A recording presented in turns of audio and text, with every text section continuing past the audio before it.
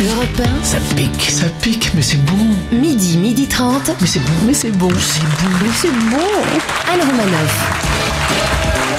Bonjour à tous, il est midi. Bon appétit à ceux qui passent à table et bonne digestion à ceux qui sont en maison de retraite et qui ont déjà déjeuné. Nous sommes le mercredi 31 août, 244e jour de l'année. Bonne fête aux Aristides, aux Rosen, bon anniversaire à Vincent Delerme. Mais tes parents, si ça tombe, aiment bien faire le tour du monde, aller dans Et surtout, bon anniversaire à Richard Gere. Aujourd'hui, c'est la journée internationale de prévention des overdoses. La drogue, c'est pas bien, ça pique et c'est pas bon. Autour de la table, aujourd'hui, les deux crises de cette émission, Christine Béroux et Christophe Deland. Bonjour à tous. Ils sont faciles à reconnaître. Christine Béroux, c'est celle qui n'a pas de barbe. Aujourd'hui, nous recevons un invité prestigieux. On est très impressionnés. Le philosophe star, la star des philosophes, un des intellectuels. Oh là, j'ai du mal. Un des intellectuels français les plus lus dans le monde, le polémiste made in Normandie, Michel Onfray. Europe 1. Anne Romanoff. Bonjour Michel Onfray. Bonjour. On est très honorés de vous avoir dans cette émission. Merci, vous êtes gentil. Made in Normandie, ça me va tout à fait. Oui. Ça me convient. Ça vous allez bien Michel Onfray? Oui, ça va. Vous avez l'air détendu. Ben, je le suis. Mais souvent à la télé, vous êtes énervé. C'est parce qu'on m'énerve. Ah. Vous allez voir, si vous m'énervez, je vais me retendre. Mais là, vous êtes charmant. Ben, je le suis. Vous êtes tendu parce que vous revenez des Marquises, c'est ça? Ah non, je reviens du Gers. Ah. C'est moins loin, mais j'ai fait 3 conférences sur Nietzsche et la musique dans un petit village Castelnau qui était extraordinaire. Donc les gens sont fantastiques, les tomates sont extraordinaires et les bières sont très fraîches. Vous, quand vous mangez bien, ça va en fait. Pas seulement, mais oui, ça fait pas.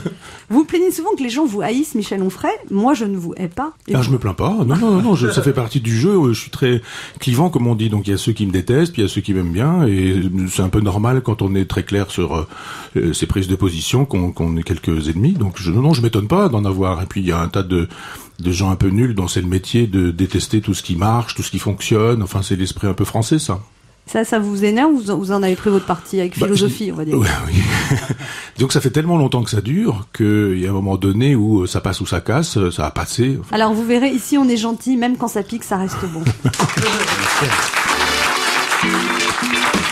Alors Michel Onfray, la philosophie, c'est un des sports de combat les plus utiles dans la vie quotidienne. Ça aide à relativiser. Par exemple, quand on s'est fait larguer, on peut dire « un de perdu, 10 de retrouvé ». Non, ça c'est ma grand-mère.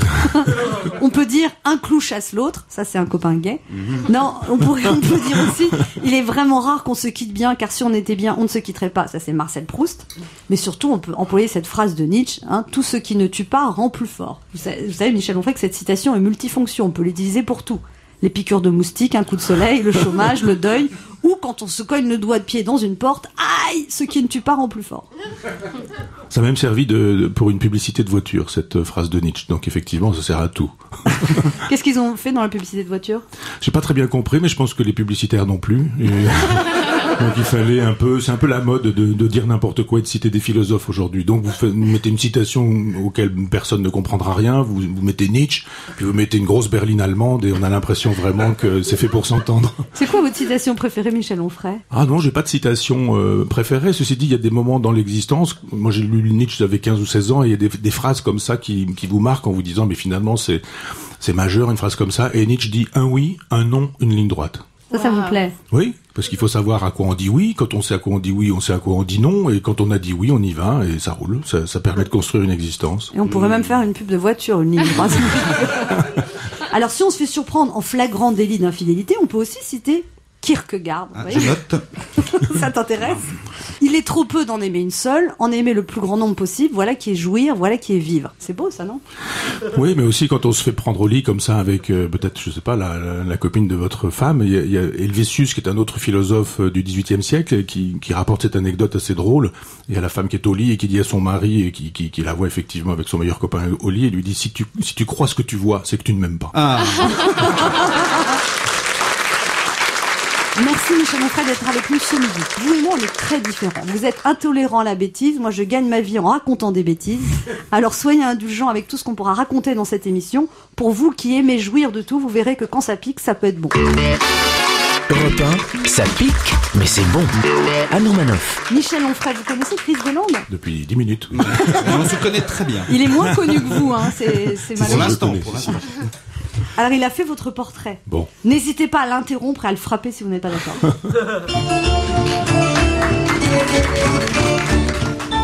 Coloscopie. Coloscopie, Michel Onfray. Christophe Deslandes.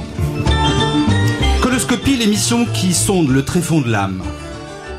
Michel Onfray, bonjour. Oh, j'ai une pression, moi, ce midi. Oh, j'ai eu 2 sur 20 au bac en philo.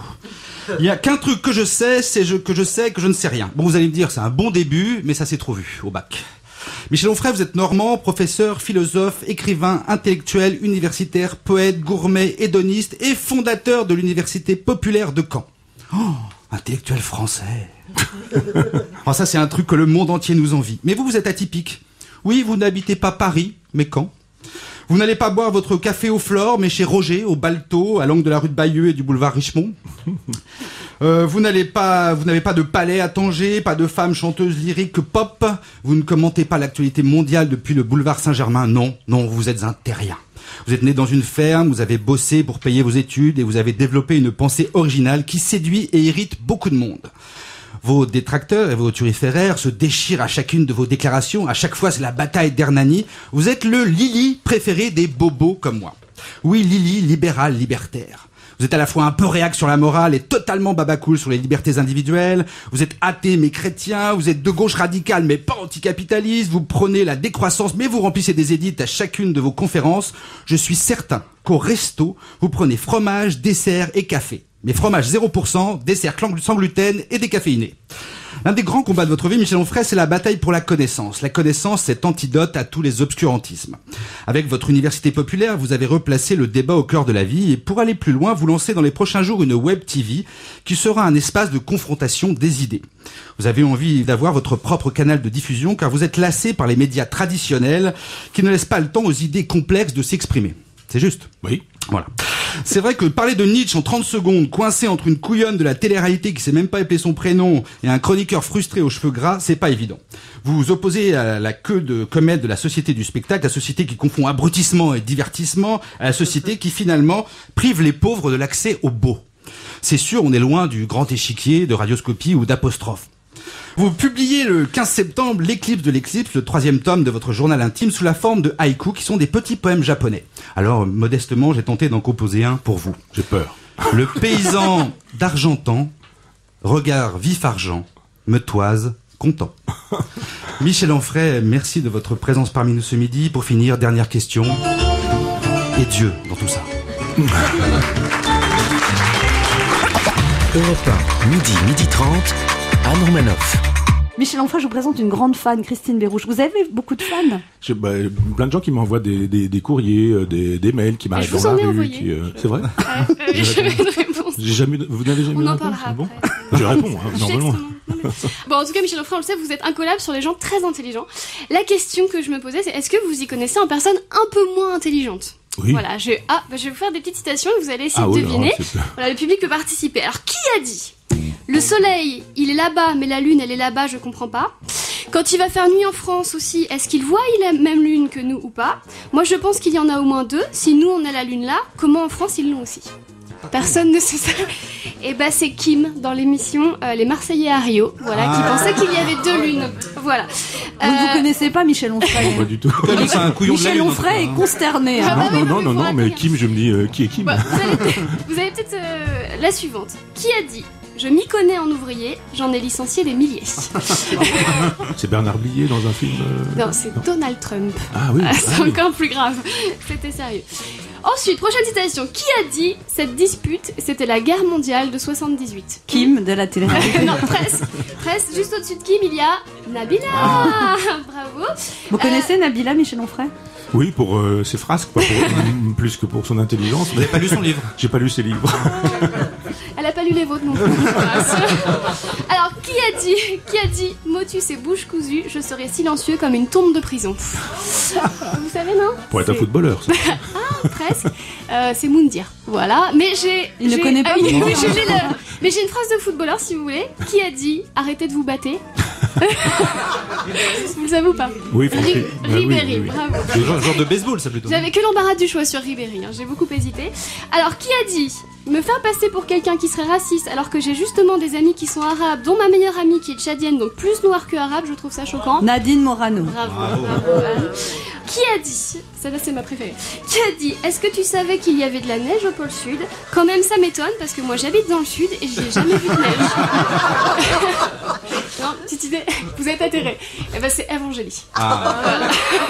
Alors attention, pour finir, j'ai mis un petit piège parce que c'est quelqu'un, il y a un débat, on sait pas trop si c'est un philosophe ou quelqu'un de très bête. C'est vous qui allez dire. Qui a dit? Moi, Adam et Ève, j'y crois plus, tu vois, parce que je suis pas un idiot. La pomme, ça peut pas être mauvais, c'est plein de pectine. C'est Jean-Claude Van Damme. Alors, est-ce que Jean-Claude Van Damme est un philosophe ou pas? J'ai pas lu ses œuvres complètes.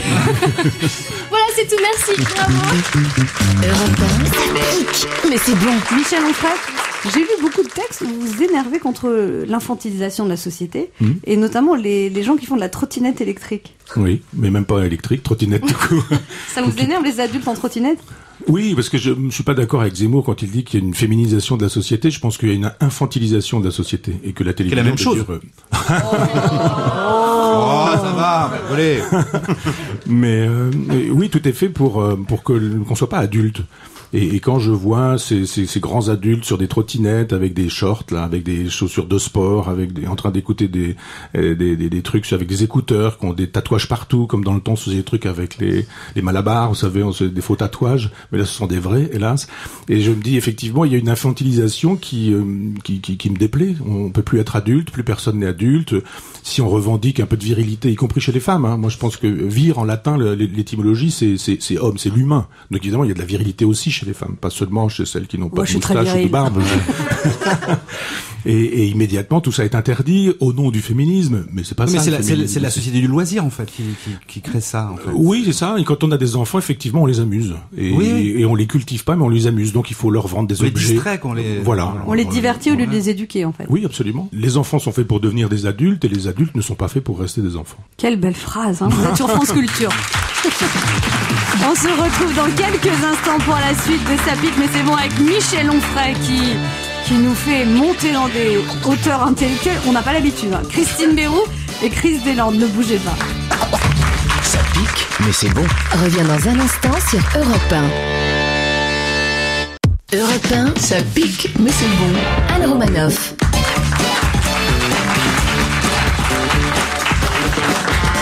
Michel Onfray, notre invité avec nous ce matin, Christine Béroux et Chris Deslandes également. Bonjour à tous. Bonjour. Ça va toujours bien, Michel Onfray? Ça va? Pourquoi toujours bien?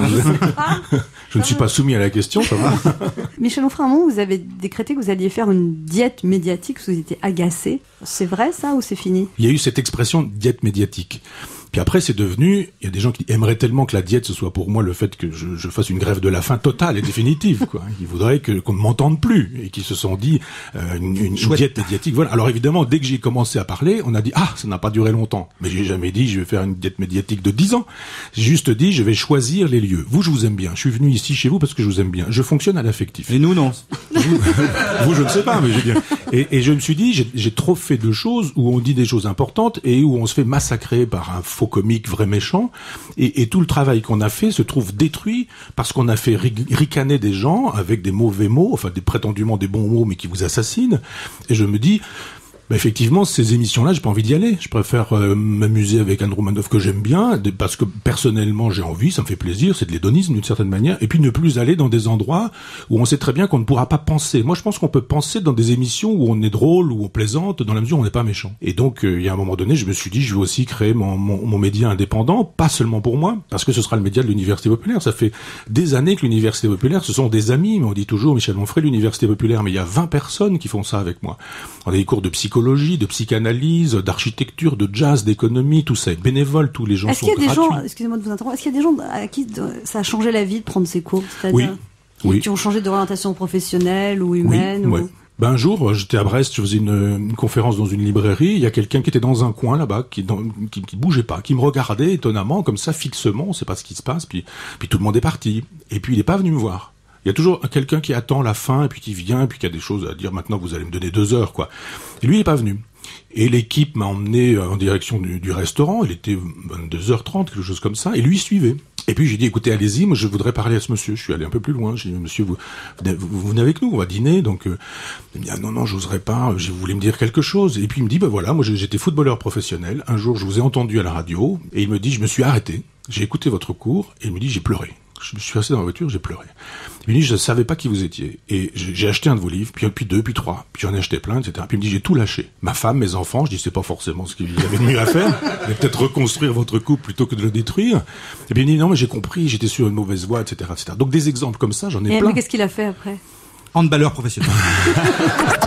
Europe 1, 12h30, Anne Romanoff. Christine Béroux, elle dispose de son temps. Oui, une autre. Donc c'est vraiment votre fan la plus absolue. Elle va vous expliquer. Tout à l'heure, vous parliez des adultes qui se prennent pour des enfants. Moi, je suis une adulte avec une voix d'enfant. Et je sais pas si vous vous souvenez, mais je vous ai croisé il y a quelques mois dans les couloirs d'Europe 1. Et en fait, je vous ai dit cette phrase. Et j'étais très gênée. Je me suis dit, ouais, j'espère qu'il a cru que je citais un philosophe allemand. Mais en tout cas, je me suis dit, allez, cette fois, je me refais. Parce que, en fait, je suis comme vous, je suis très philosophe. En tout cas, bon, je vous l'avais jamais dit, mais en fait, j'ai fait 2 ans de philo. Enfin, j'ai fait 2 ans de philo. J'ai redoublé ma terminale. Sachez que, non, je suis vraiment très très fan de vous. Je possède tous les enregistrements des conférences que vous avez données à l'Université Populaire de Caen. 400 heures de philosophie qui m'ont coûté environ 1000 € en téléchargement légal. Ah oui, c'est cher, mais c'était un bon investissement parce que c'est grâce à ça que je suis chroniqueuse à Europe 1 et pas sur Énergie 12. En tout cas, j'ai envie de vous dire plein de choses. Grâce à vous, je n'ai plus peur de la mort. Voilà, ça c'est important. Petit sondage rapidement. Levez la main ceux qui pensent qu'il n'y a rien après la mort. D'accord, maintenant, levez la main ceux qui étaient venus assister à l'émission justement pour éviter de penser à ce genre de choses. Ok, je change de sujet. Grâce à vous, j'ai appris que Sartre était un enfoiré, que Freud était un gros enfoiré, que Sade était un très très gros enfoiré. Vous aimez tellement parler des enfoirés, je serais pas étonnée que prochainement vous fassiez une conférence sur mes ex. Grâce à vous, j'ai découvert plein de philosophes qui ont changé ma vie. L'abbé Mélier, Reich, Jérémy Bentham, Nietzsche. Plus impressionnant encore, grâce à vous, j'ai appris à orthographier Nietzsche. Mais surtout, grâce à vous, j'ai appris à utiliser la philosophie pour résoudre mes problèmes. Par exemple, en ce moment, j'ai un souci. Mon fiancé me trompe. Wow, merci beaucoup pour votre spontanéité. En fait, quelle surprise. Bah oui, dis donc. Donc vous, Michel Onfray, votre adage, c'est ni Dieu ni maître. Et ben l'adage de mon copain, c'est ni Dieu mais une maîtresse quand même. Donc en fait, j'ai demandé, comme vous, Anne, tout à l'heure, aux philosophes ce que je devais faire. Et voici ce qu'ils m'ont répondu. Diderot m'a dit qu'en tant que philosophe des Lumières, sur ce coup-là, il pouvait déjà affirmer que je n'en étais pas une. Descartes m'a dit « Je pense donc je suis sûr que c'est pas la première ni la dernière fois qu'il te trompe ». Machiavel m'a dit de me venger. J'ai demandé « Est-ce que c'est ce qu'on appelle le machiavélisme ?» Et il m'a dit « Non, c'est ce qu'on appelle la méthode Valérie Trierweiler ». Plutôt que de demander des conseils à Platon, à Aristote ou Épicure, je leur ai directement envoyé mon fiancé. Voilà, en d'autres termes, je l'ai envoyé se faire voir chez les Grecs. Karl Marx m'a dit de ne pas être une femme possessive, que c'était du capitalisme affectif. Nietzsche m'a dit que notre couple était pareil à Dieu. Alors moi j'ai dit, ça veut dire que c'est grand et puissant. Et il m'a dit, non, ça veut dire que c'est mort. Freud m'a dit que le problème n'était pas que mon fiancé me trompait, que le problème était que j'étais amoureuse de mon père. Simone de Beauvoir m'a dit plutôt de demander à Jean-Paul Sartre, parce que dans leur couple en termes de tromperie, c'était lui le spécialiste. Maître Yoda m'a dit qu'arrêter de tomber amoureuse des mauvais garçons, je devais. BHL m'a dit de voir directement avec son agent pour ses tarifs. Et Michel Onfray vient de s'endormir. Voilà, donc au final, j'ai décidé d'écouter personne et d'appliquer ma propre philosophie qui est tuer un problème, faisant des chroniques et vend-les très cher à Anne Romanoff. Voilà, Michel Onfray, je vous ai écouté pendant 400 heures dans ma vie et là vous venez de m'écouter pendant 3 minutes. Vous me devez encore 357 minutes. Voilà, merci beaucoup de votre attention. Europe 1, midi 30, Anne Romanoff. Michel, on fera un conseil quand on se fait tromper? Considérez que ça fait partie du mouvement du monde depuis toujours. Ah bon? Chacun a l'impression que ce qui lui arrive, ça ne lui arrive qu'à lui et que personne d'autre n'a connu ça. C'est aussi vieux que le monde, les cocus, les mariages à Troyes, etc. Regardez Plaute, Terence, toute la comédie romaine ancienne. Mais ça console pas Molière. De se dire ça.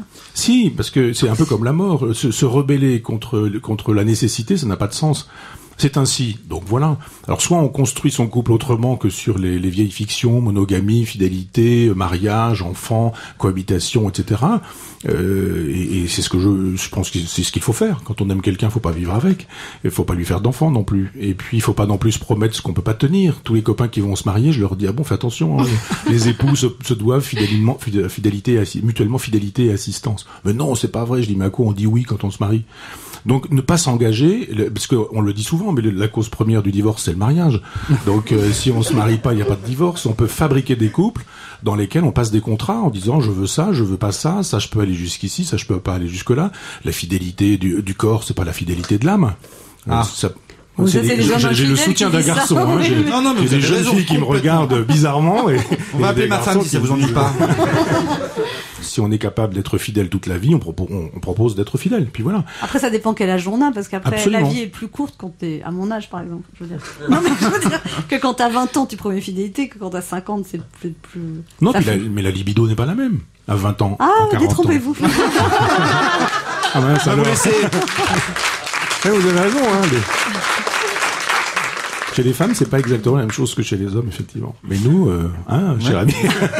Tout à fait. Chris Deslandes vous a préparé un petit interview, Michel Onfray. Oui, Michel Onfray, vous savez, nous sommes le 10 mai 2017. Vous venez d'être élu président de la République. Alors, vous devez composer votre gouvernement. Alors, vous prenez qui? À Matignon, vous nommez Camus ou Sartre? Ah, Camus, ça c'est sûr. À la condition féminine, Rousseau ou Althusser? Althusser. À la défense, Sun Tzu ou Pascal? Sun Tzu quand même, oui. Ouais. Aux affaires étrangères, BHL ou BHL? Je m'occuperai personnellement de ces choses-là. À la culture, Voltaire ou Aristote? Voltaire. À l'éducation nationale, Descartes ou Diderot? Diderot. À l'intérieur, Hegel ou Heidegger? Oh là, alors là, l'idéal, ce serait ni l'un ni l'autre, mais plutôt Hegel. À l'économie, Marx ou Proudhon? Ah, Proudhon, c'est mon chéri, ça. Je sais. Ouais. Et enfin, au ministère du Bonheur, vous nommez qui? Anne Romanoff.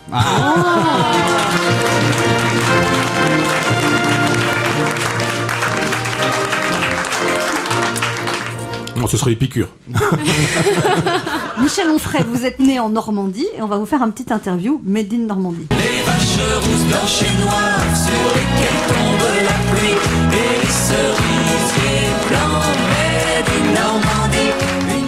Michel Onfray, vous êtes né en Normandie, vous avez été élevé en Normandie, vous habitez en Normandie et vous travaillez en Normandie. Vous avez un problème avec le soleil? C'est pas faux. Via mon père, la descendance est viking. Les Onfray sont en Normandie depuis 10 siècles. Donc voilà, j'ai pas trop le choix, vous avez raison, dès que je me mets au soleil, je deviens rouge et je ne bronze pas. Michel Onfray, vous avez créé l'Université populaire de Caen. Université populaire, c'est où qu'on cause que c'est facile, que tu comprends tout ce que tu dis? Je ne vous le fais pas dire. En revanche, je veux bien vous donner un scoop. L'Université populaire fonctionne depuis 2002 de manière nomade, on va, on vient, il y a des gens qui nous invitent, qui nous prêtent des locaux, et la nouvelle équipe régionale, Hervé Morin en l'occurrence, qui est le nouveau patron de la Normandie réunifiée, m'a demandé ce que j'aurais comme projet pour la Normandie. Je lui en ai donné quelques-uns, dont un qui est l'Université populaire en dur à Caen. Donc nous travaillons à un bâtiment pérenne et c'est bien parti. Il est en construction ou il est sur plan? C'est une friche industrielle de 2500 mètres carrés qu'on va probablement réhabiliter pour en faire une espèce de lieu. Vous parliez de Proudhon tout à l'heure, mais une espèce de lieu proudhonien où on pourrait dire, moi j'en ai marre du jacobinisme, de la centralisation parisienne en politique. Tous les prochains candidats au présidentiel sont tous des jacobins. Il faut une espèce de révolution girondine où on puisse revenir avec en force avec la province, avec des parlements provinciaux et puis avec la possibilité de dire, mais en province il y a des talents et tous les talents aujourd'hui sont obligés, comme on dit, de monter à Paris pour exister. C'est-à-dire on nourrit Paris mais on assèche les provinces. Moi je voudrais que ça puisse être une espèce de laboratoire en disant mais regardez, on peut sur place faire des choses de qualité, pas seulement moi, mais je veux dire avec les amis qui sont les miens. Donc on va faire un restaurant, on va faire une salle de spectacle, un lieu d'exposition, une maison d'édition, enfin toutes ces choses-là pour montrer que on peut faire de la culture en province. Michel Onfray, c'est parce que vous venez de Caen que vous avez des tripes?